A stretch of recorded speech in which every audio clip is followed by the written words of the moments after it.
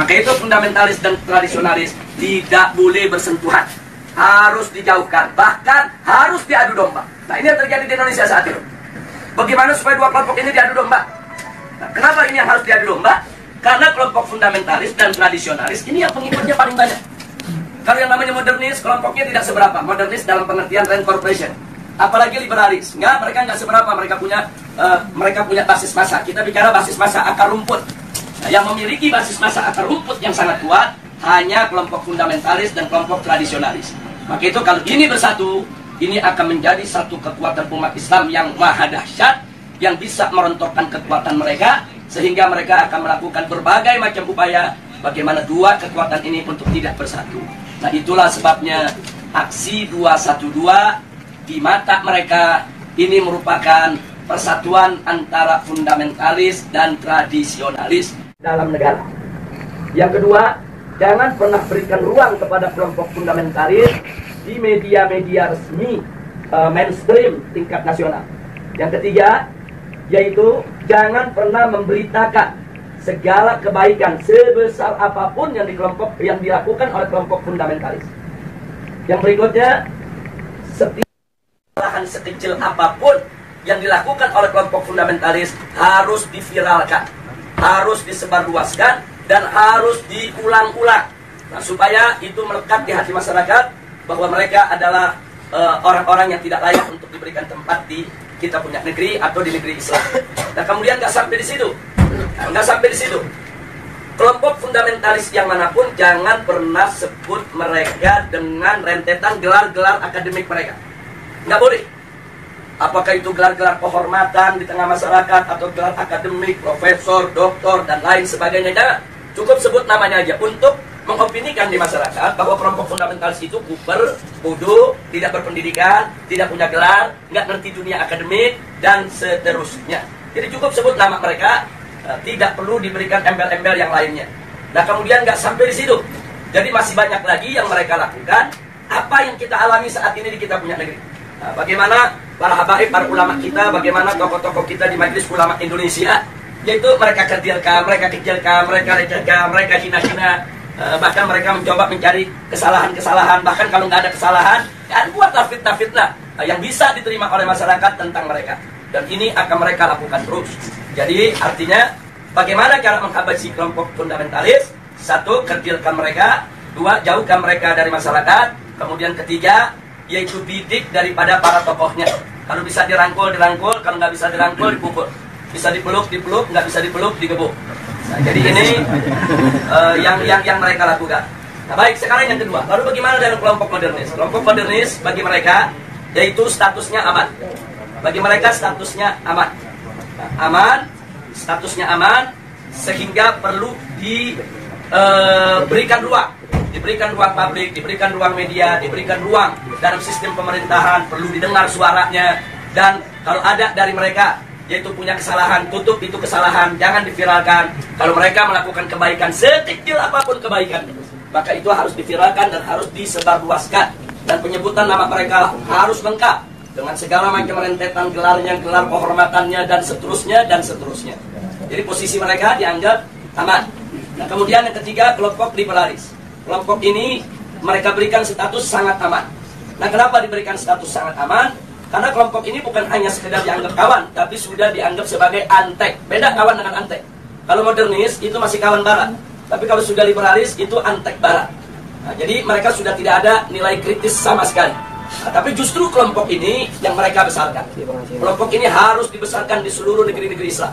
Jadi bagaimana caranya kelompok ini bisa berkembang? Berikan ruang, berikan finansial, berikan tempat, berikan kesempatan di media, di TV, di radio, di surat kabar, dan lain sebagainya. Kemudian pendapat-pendapat mereka viralkan, seolah-olah itu merupakan pendapat daripada masyarakat Islam internasional, dan seterusnya. Dan libatkan mereka, undang mereka, kalau ada konferensi-konferensi internasional di mana saja, untuk lebih memantapkan posisi mereka di tengah masyarakat.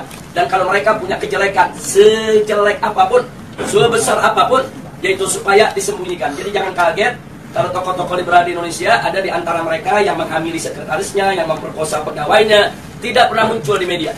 Jadi semua harus ditutup, tidak boleh.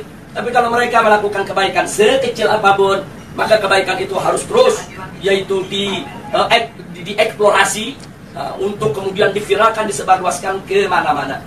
Nah ini maka itu disebut ini kelompok status sangat aman. Yang terakhir, yang tradisionalis, kelompok ini masih diberikan status waspada.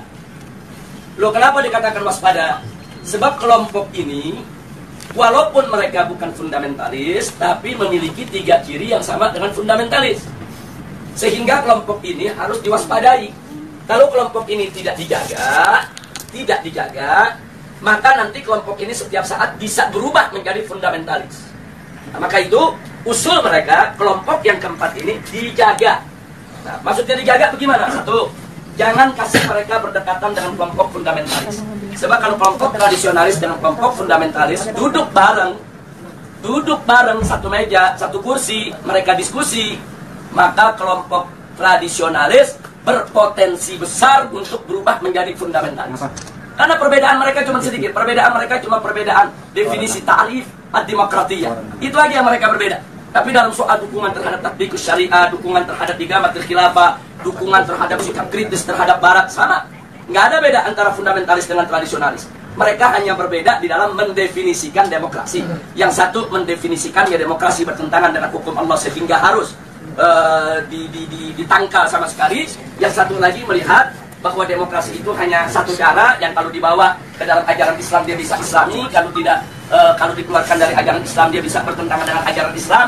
Hanya ini saja berbeda. Nah kalau mereka duduk bareng diskusi, maka kelompok tradisionalis berpotensi besar berubah menjadi fundamentalis menurut mereka, menurut Rand Corporation. Maka itu fundamentalis dan tradisionalis tidak boleh bersentuhan, harus dijauhkan, bahkan harus diadu domba. Nah ini yang terjadi di Indonesia saat ini. Bagaimana supaya dua kelompok ini diadu domba?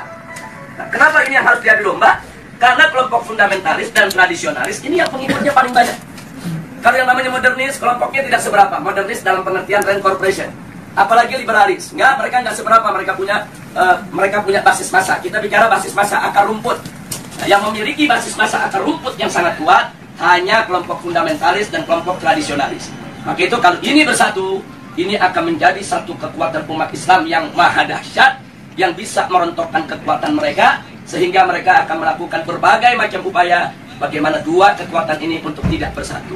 Nah itulah sebabnya aksi 212 di mata mereka ini merupakan persatuan antara fundamentalis dan tradisionalis. Dan mereka sangat panik, mereka sangat kalap, karena yang masuk dalam aksi 212 itu dari semua elemen umat Islam.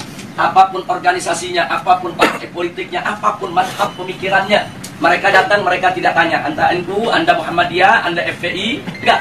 Mereka nggak nanya Anda P3, Anda PKS, Anda PKB, enggak. Mereka nggak nanya. Mereka nggak nanya mazhab, Anda Syafi'i, Anda Hambali, Anda enggak. Mereka nggak nanya Anda ini termasuk yang Aswaja, yang Wahabi, atau yang Salafi dan lain. Enggak ada. Mereka hanya tahu Anda Muslim, saya Muslim, kita datang untuk bela Islam. Justru ini yang menakutkan musuh. Nah karena ini membuat mereka panik dan mereka kalah. Akhirnya semua tokoh-tokoh yang terlibat dalam aksi 212 mereka kriminalisasi. Sebagian ada yang dimakarisasi, sebagian ada yang diterorisasi, sebagian ada yang dikriminalisasi, yang diterorisasi. Umpamanya Ustadz Bakhtiar Nasir, dikait-kaitkan gerakannya dengan ISIS, dengan sumbangan untuk teroris dan lain sebagainya. Ini namanya terorisasi. Nah, sedangkan makarisasi seperti Kiai Khattab, Muhammad Al-Khattab yang saat ini ditahan dan dipenjara. Nah, ini dikait-kaitkan dengan inilah gembong yang membuat makar, inilah yang ingin menggulingkan pemerintah dan lain sebagainya. Ini namanya makarisasi. Nah, sedangkan kriminalisasi, aneka ragam tindak yang dianggap pidana itu dinisbahkan kepada para aktivis kita. Nah, jadi sekali lagi bahwa langkah-langkah kriminalisasi, kemudian makarisasi, terorisasi, ini merupakan jalan yang mereka ambil saat ini untuk membuyarkan kesatuan daripada umat Islam. Maka itu saya minta kepada segenap umat Islam, khususnya kepada tolabah yang ada di Madinah ini, khususnya secara istimewa adalah antum semua, baik mukimin maupun pekerja dan lain sebagainya. Yuk kita rapatkan barisan, dan yuk mari sama-sama kita aktif di dalam perang politik. Nah, jadi jangan pernah kita lalai. Jadi jangan lupa, ini handphone yang Anda pegang ini di zaman sekarang bisa menjadi senjata yang luar biasa. 3-4 tahun yang lalu, itu manakala gerakan kita digembosi oleh televisi mainstream yang ada di Indonesia, kita nggak berkutik. Digembosi koran, digembosi majalah, digembosi televisi, kita tidak berkutik. Kenapa? Karena saat itu media televisi adalah media yang paling kuat, adidaya, paling berkuasa untuk membentuk opini. Nah, sementara yang memiliki televisi itu hanya konglomerat. Nah, mereka yang punya uang banyak, karena operasional untuk sebuah televisi itu bisa ratusan miliar. Nah, jadi kita nggak berkutik. Jadi semua opini di kita punya negeri itu dibentuk oleh para konglomerat yang pemilik daripada televisi tersebut. Tapi alhamdulillah 3 tahun terakhir, nah, ini ada perubahan terobosan teknologi yang luar biasa. Munculnya WA, Instagram, kemudian medsos-medsos yang lainnya. Ini membuat bahwa penguasaan opini tidak lagi didominasi oleh konglomerat. Bahkan masyarakat biasa cuma modal handphone, beli pulsa di Indonesia 5.000 perak, dia bisa bikin opini. Modal 5.000 perak, foto sana, foto sini, rekam sana, rekam sini. Mereka viralkan dari grup ke grup. Bahkan kadang-kadang banyak orang mendapatkan berita lebih dulu dari WA ketimbang dari TV. Lebih dulu dari WA ketimbang dari radio. Lebih dulu dari WA ketimbang dari majalah dan koran. Nah, ini luar biasa. Artinya apa? Dalam kondisi yang seperti ini, alhamdulillah umat Islam ini pandai menggunakan kesempatan. Jadi kita lihat secara tidak direncanakan, tidak ada rapatnya, tidak ada musyawarahnya, tidak ada pendaftarannya, tahu-tahu muncul Laskar Cyber Muslim. Netizennya nggak main-main itu, yang mendukung itu. Itu kalau ada satu akun menyerang Islam, itu bisa ada jutaan akun nyerang balik kepada persatuan. Jadi artinya ini kan nggak ada kan kantor Laskar Cyber Muslim, nggak ada. Nggak ada. Siapa pemimpinannya, ketua umum Laskar Cyber Muslim? Nggak ada. Ini muncul begitu aja di dunia media.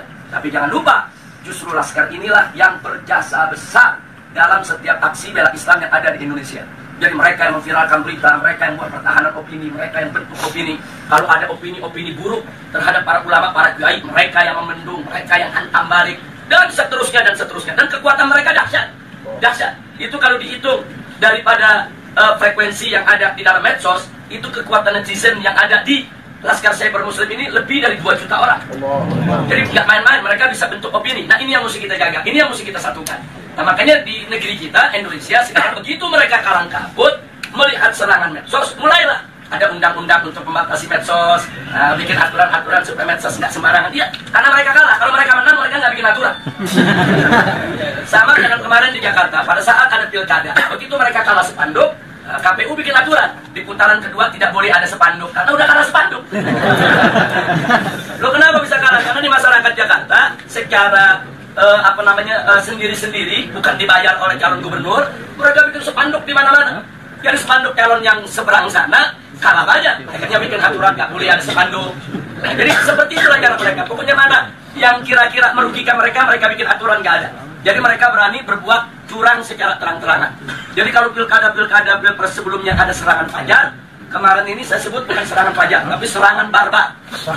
Loh, kenapa saya sebut serangan barbar? Mereka nggak tanggung-tanggung nyerangnya pagi, siang, sore, malam, terang-terangan. Di Jakarta ada hujan sembako, banjir duit, luar biasa. Nah, jadi memang itu peristiwa luar biasa, tapi alhamdulillah Rabbuna yansurul muslimin. Amin. Muslimin di Indonesia, alhamdulillah. Ala barakatillah subhanahu wa ta'ala. Allah masih memberikan kemenangan kepada kita sampai saat ini. Sebelum saya akhiri, mungkin nanti ada yang ingin menambahkan atau ada ingin bertanya atau minta penjelasan. Maka di sini yang ingin saya ingatkan adalah bahwa persatuan ini penting. Allah Subhanahu wa taala qala wa'tasimu bihablillahi jami'an wa la tafarraqu. Jadi al-i'tisam bihablillah ini luar biasa. Ini daruri. Jadi kita harus bersatu dalam iman, bersatu dalam Islam, bersatu dalam ihsan, bersatu di dalam penegakan hukum Allah Subhanahu wa taala. Wala tafarraqu, dan jangan sekali-kali kamu bercerai. Jangan lupa bahwa persatuan itu bukan hanya sekedar sumber kekuatan, tapi persatuan itu juga merupakan sumber pertolongan Allah. Di mana kita tahu An-Nabi alaihi salatu wassalam alaikum bil jamaah fa inna yadallahi ma'al jamaah. Itu wajib atas kamu sekalian, yaitu berjamaah, bersatu, bersaudara, yaitu berjuang bersama. Nah, kenapa? Karena memang pertolongan Allah itu ada pada kebersamaan. Jadi pada saat kita bersama, kita bersatu, nggak usah khawatir, segala kesulitan akan menjadi mudah. Kenapa? Karena di situ ada keberkahan, di situ ada pertolongan Allah Subhanahu wa taala. Dan kalau Allah sudah menolong, Tidak ada satu kekuatan pun yang bisa menghalanginya.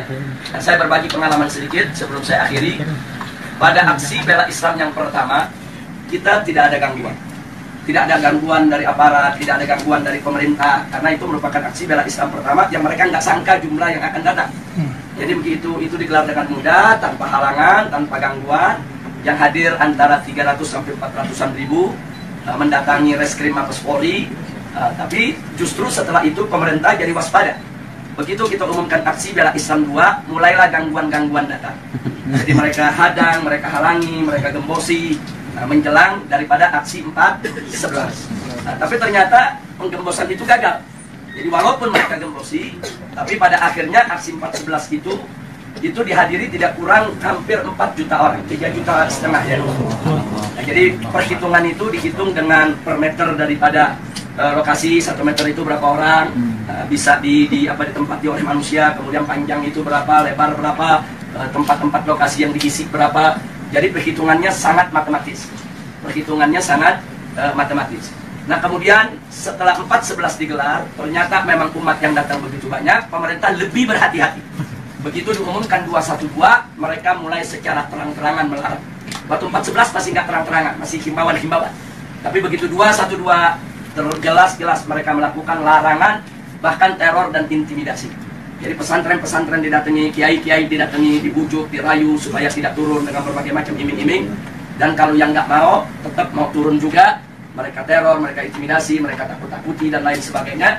Bahkan perusahaan bis di mana-mana, khususnya Jakarta, Sumatera, itu diteror, diancam akan dicabut. Mereka punya lisensi, mereka punya izin trayek, kalau mereka berani mengangkut umat Islam ke Jakarta. Jadi sudah digembosi habis-habisan. Secara logika 212 gagal. Jadi besok aksi 212 malam ini saya dan kawan-kawan masih berkumpul dengan Ustaz Bakhtiar Nasir, Ustaz Zaitun Rasmin, kemudian juga dengan kawan-kawan dari MUI, kawan-kawan dari FUI, dan seterusnya. Kita saat itu melihat tekanan-tekanan yang begitu hebat. Secara logika besok ini separuh dari 4/11 aja udah hebat. Separuh dari 4/11 aja udah hebat. Jangankan separuh, bisa 1 Monas saja udah cukup. Jadi memang betul-betul kondisinya, tekanannya luar biasa. Nah, pertanyaannya kenapa pemerintah melakukan tekanan yang lebih luar biasa pada saat itu? Karena mereka gagal di 4/11. Jadi mereka nggak mau gagal lagi di 212. Tapi subhanallah, makin ditekan, makin dihadang, makin dilarang, semangat umat Islam dari mana-mana semakin menggebu-gebu. Dan akhirnya yang paling fenomenal adalah bagaimana 10.000 santri dari Ciamis berjalan kaki ke Jakarta. Allahu Akbar. Dan itu bukan tidak punya pengaruh, itu takdir pengaruh yang ada di tengah masyarakat besar. Gara-gara Ciamis jalan dengan jarak 300 km lebih, itu mendorong tempat-tempat lain nggak peduli. Oh, nggak ada bis, nggak ada kendaraan, ya kita jalan kaki rame-rame. Nah, ini di luar dugaan. Dan besoknya yang hadir itu hampir 8 juta orang, 7 juta orang lebih. Nah, jadi ini adalah pertolongan Allah. Tidak ada satu orang pun, satu manusia pun, satu tokoh apapun, sehebat apapun dia, yang mampu mengumpulkan manusia sebanyak itu dengan tujuan yang sama, kecuali dengan pertolongan Allah. Semata-mata Allah punya pertolongan. Nah, akhirnya digelarlah 212. Semua itu adalah pertolongan Allah Subhanahu wa Ta'ala. Nah, kita sudah sampaikan kepada pemerintah pasca 212, mestinya energi 212 itu jangan dianggap oleh pemerintah sebagai ancaman. Jangan. Mestinya dengan energi 212 itu pemerintah